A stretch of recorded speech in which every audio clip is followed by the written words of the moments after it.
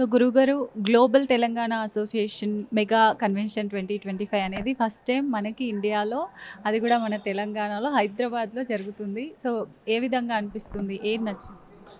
చాలా సంతోషమమ్మా. మన global Telangana association మరి ప్రపంచవ్యాప్తంగా ఇంకా తానా ఆట ఆ మొదలగు ప్లాట్ఫామ్స్ ఉన్నాయి కాబట్టి అదే రకంగా ఇంకా పై స్థాయిలో మన గ్లోబల్ తెలంగాణ అసోసియేషన్ ఇంకా రాణించాలని మా బ్రాహ్మణుల పక్షాన ఆశీస్సులు అందజేస్తున్నాం.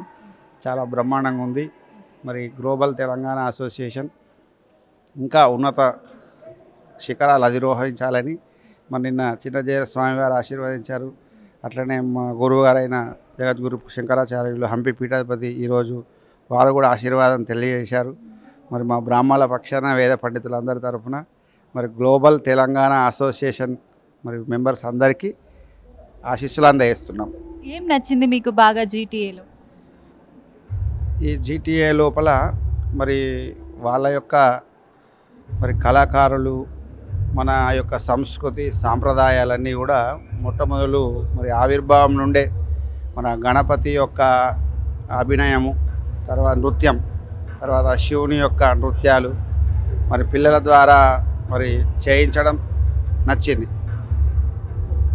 మొత్తానికి అందరూ ఎన్ఆర్ఐస్, అంటే మన ఇండియాలో పుట్టిన వాళ్ళు అక్కడ వెళ్ళి సెటిల్ అయిన వాళ్ళు ఉంటారు. అలాంటి వాళ్ళని మళ్ళీ మన ఇండియాకి తీసుకొచ్చి ఇలా పెద్ద ప్లాట్ఫామ్ ఏర్పాటు చేసుకొని వాళ్ళకి వాళ్ళు సేవ చేయాలని సాంస్కృతిక పరంగా, విద్యపరంగా, వైద్యపరంగా ఇలా చాలా చేస్తున్నారు. అది ఏ విధంగా?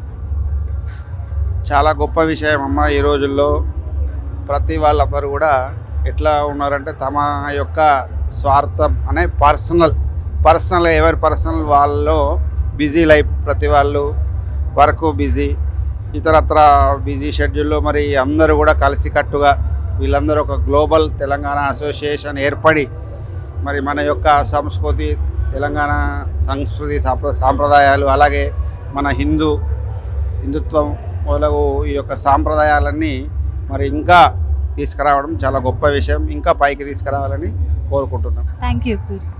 Thank you.